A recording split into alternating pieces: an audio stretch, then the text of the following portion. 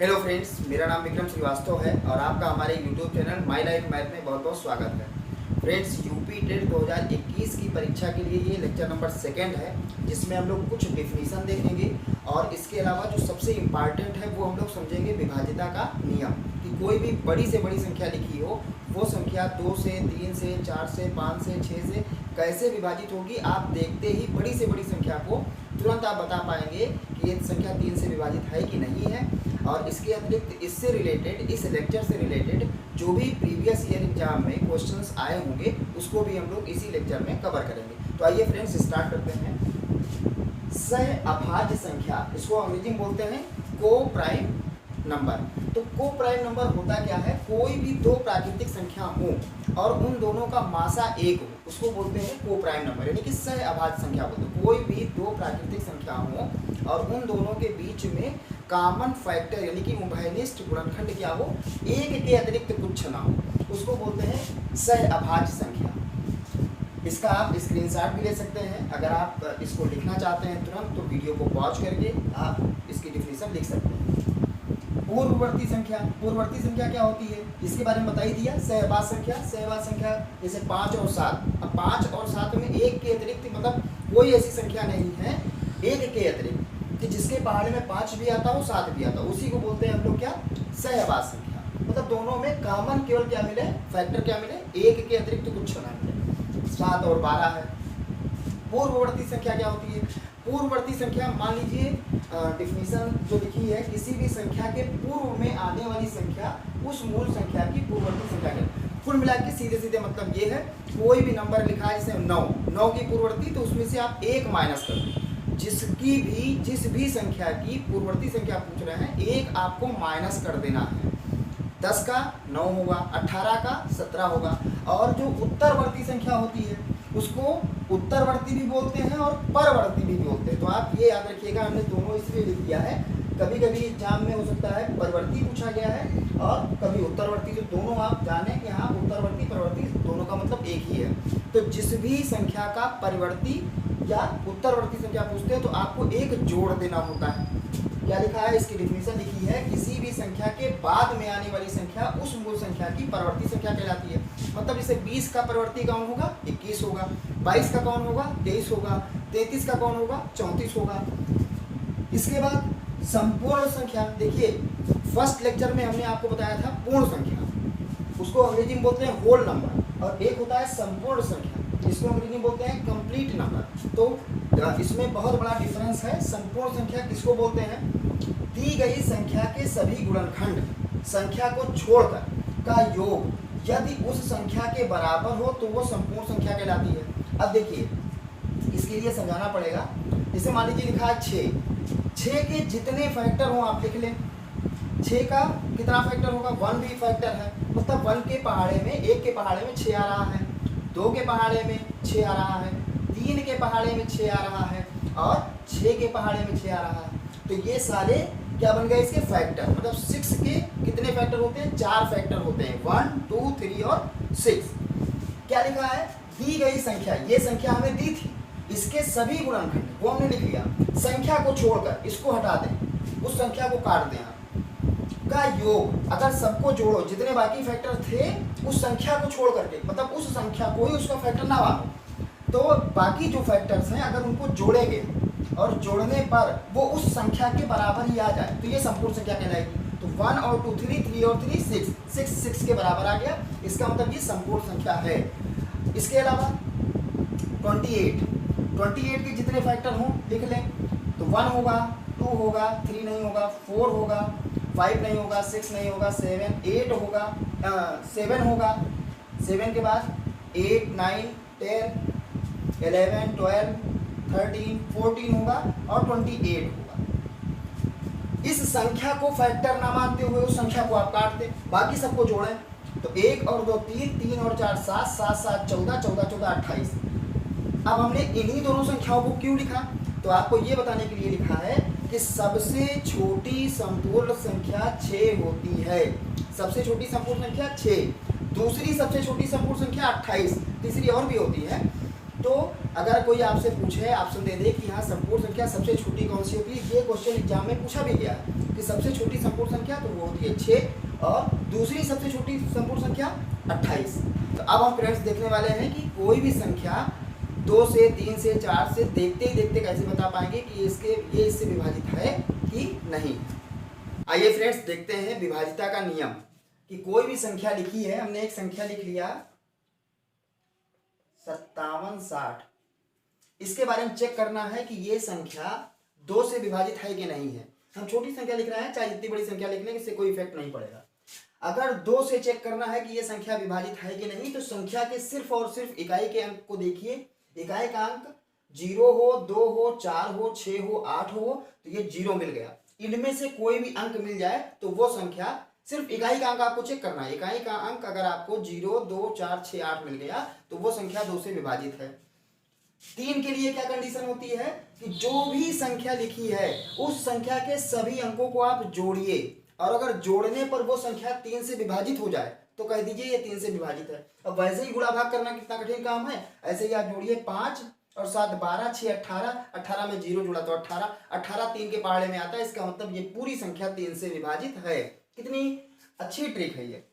4 के लिए क्या कंडीशन होती है कि सिर्फ और सिर्फ आपको इकाई और दहाई को देखना है। सिर्फ इकाई और दहाई से जो मिलकर संख्या बनी है, इकाई का अंक 0 है, दहाई का अंक 6 है, यानी कि सिर्फ 60 को देखना है, यानी कि लास्ट के 2 अंक देखना है। अगर वो जो है 4 से विभाजित है तो पूरी संख्या 4 से विभाजित मानी जाएगी। 5 के लिए कंडीशन क्या होती है, सिर्फ और सिर्फ आपको इकाई का अंक देखना है। अगर 0 हो या 5 हो, वो संख्या 5 से विभाजित मानी जाएगी। 6 के लिए क्या कंडीशन होती है कि संख्या 2 और 3 दोनों से विभाजित होना चाहिए, मतलब 2 से भी हो, 3 से भी हो। तो ये संख्या अभी हम लोगों ने चेक किया 0 आ रहा है, इसका मतलब ये संख्या 2 से विभाजित है। सभी संख्या के सभी अंकों को जोड़ने पर वो संख्या 18 आया था, 3 से विभाजित है, इसका मतलब ये संख्या दोनों 2 से भी है, 3 से भी है, तो इसका मतलब 6 से भी होगी। 7 के लिए थोड़ी कंडीशन अच्छी है, लंबी होती है। क्या कंडीशन है कि संख्या के इकाई के अंक का दुगना करके शेष संख्या में से घटाने पर संख्या 7 से विभाजित हो। तो इसके लिए बता दें, जब भी आपसे बड़ी संख्या दे दी जाए और 7 के लिए कंडीशन हो, 7 के लिए थोड़ी कंडीशन मुश्किल सी लगती है, होती क्या है, सीधे सीधे आपको एक जगह रप पे आप लिखें, जो भी इकाई का अंक लिखा है इसका दुगना करें। तो यहां पर तो 0 लिखा है, इसका दुगना करेंगे तो 0 का दुगना 0 ही होगा। इसको आप काट दें, यहीं पर काटने के बाद क्या करना है, इसमें से 0 जो भी इसका दुगना करेंगे, क्या लिखा है, दुगना करके शेष जो अंक है उसमें से आप इसको घटाएं। तो भाई घटाएंगे तो क्या 576 आएगा, 0 घटाएंगे तो 576 ही आया। फिर एक काम करें, 6 का दुगना कितना हुआ, 6 का दुगना 12, तो इसको काट दें क्योंकि इकाई के अंक का दुगना करना है। जैसे ही दुगना किया, 6 का दुगना 12 हुआ, इसको काट दें, 12 इसमें से माइनस कर दें, तो ये कितना आ जाएगा 5, और ये कितना आ जाएगा 4, ये आ गया 45। संख्या के इकाई के अंक का दुगना करके शेष संख्या में से घटाने पर संख्या 7 से विभाजित होनी चाहिए, तो ये संख्या 7 से विभाजित नहीं है।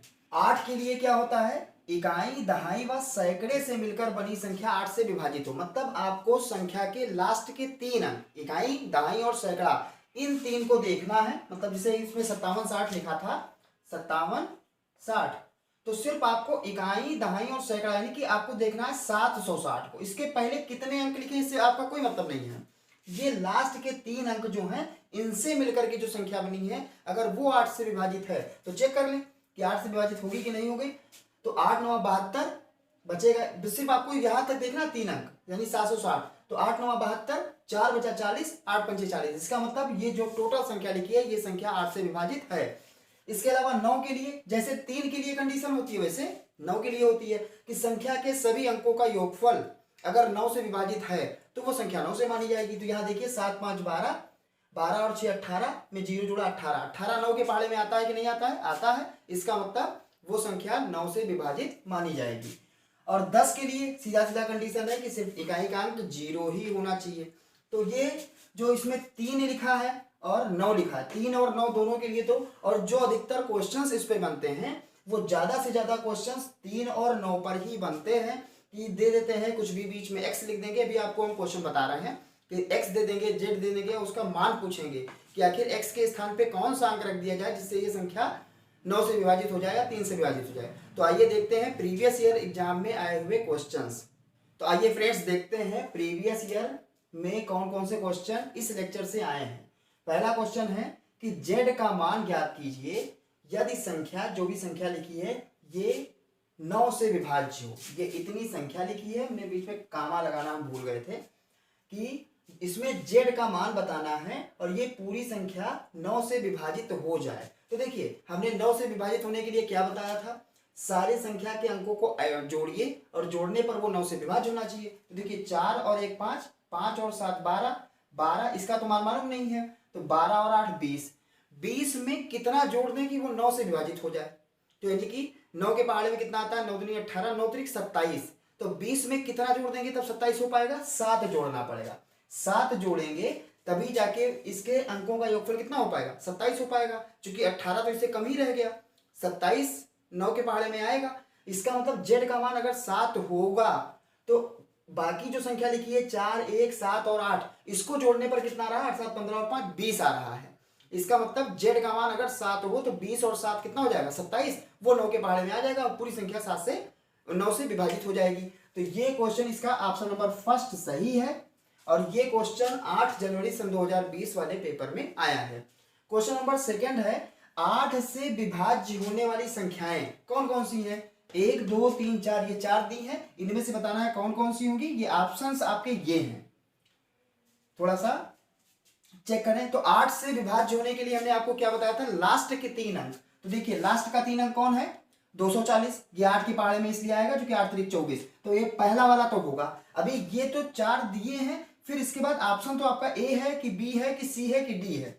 तो देखिए दूसरा वाला देखिए 220, सिर्फ 200, लास्ट के 3 अंक देखना है। 8 के पहाड़े में 8 दूनी 16, 16 और 6 60 हुआ, 8 7 56, यानी कि ये तो नहीं आएगा, सेकंड वाला गलत। तीसरा देख लें 128, 8 के पहाड़े में आता है कि नहीं, तो सिर्फ 128 को आपको देखना है। 8 एकम 8, 4 बचे 48, 8 6 48, तीसरा वाला भी है।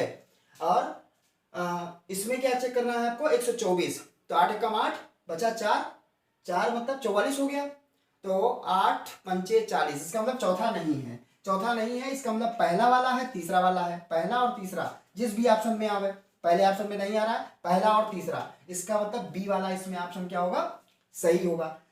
इसका क्वेश्चन नंबर थर्ड है कि यदि संख्या इतना, जो लिखा है आगे प्रश्नवाचक चिन्ह है, वो 3 से विभाज्य है तो प्रश्नवाचक के स्थान पर सबसे बड़ा अंक कौन सा होगा। बात समझिएगा, क्वेश्चन में क्या लिखा है, सबसे बड़ा अंक कौन सा होगा। तो देखिए 3 से विभाज्य होने के लिए हमने आपको क्या बताया था, संख्या के सभी अंकों का योगफल 3 से विभाज्य हो। तो देखिए 5 और 1 6, 6 3 6 और 3 9, 2 11 4 15 1 16 और 6 22, 22 यहां तक इसको जोड़ने पर 22 आ गया। अब प्रश्नवाचक के स्थान पर अगर 8 रखें तो 22 और 8 30 होगा, 22 और 8 30 होगा, तो 30 भी 3 से विभाज्य है। हालांकि हो सकता है, अभी हम पक्का नहीं बोल रहे हैं, हम आपको बता रहे हैं क्यों बोल रहे हैं।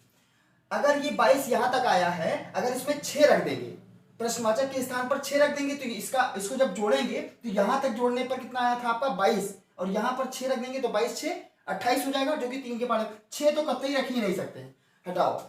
अगर यहां तक 22 है और ये 7 है, तो प्रश्नवाचक के स्थान पे अगर 7 रखेंगे तो 22 और 7 29, 29 3 के पहाड़े, तो ये भी तो कंफर्म है कि नहीं होगा। लेकिन यहां तक तो 22 हुआ, 22 और 9 कितना होगा, 22 और 9 31 होता है, तो 31 भी 3 के पहाड़े में नहीं आएगा। तो ये हमारा ऑप्शन कंफर्म सही हो गया। अब आपको बताना क्या चाहते थे, सपोज करिए यहां पर कोई ऐसा अंक लिखा होता, जैसे यहां तक 22 आ गया था और एक जगह यहां पर 2 लिखा होता, यहां पर 8 लिखा होता, तो 2 वाला सही कि 8 वाला सही। तो जब सबसे बड़ा अंक पूछा गया है तो 2 रखने पर भी आ जाता, क्यों, क्योंकि 22 और 2 24 हो जाता, 24 3 के पहाड़े में आता। अगर मान लो इसमें ऑप्शन 2 भी होता और 8 भी होता, तो आप 8 वाले पर टिक इसलिए लगाते क्योंकि क्वेश्चन में आपसे पूछा गया है कि प्रश्नवाचक के स्थान पे सबसे बड़ा अंक कौन सा होगा।